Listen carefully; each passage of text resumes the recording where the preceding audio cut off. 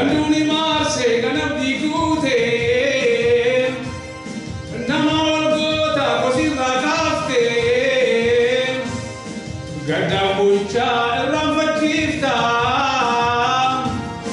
Gada elesan mata saluda Lukiste garanata Rege budan niki hujjata Hudumani wabakota Udake dura masura matana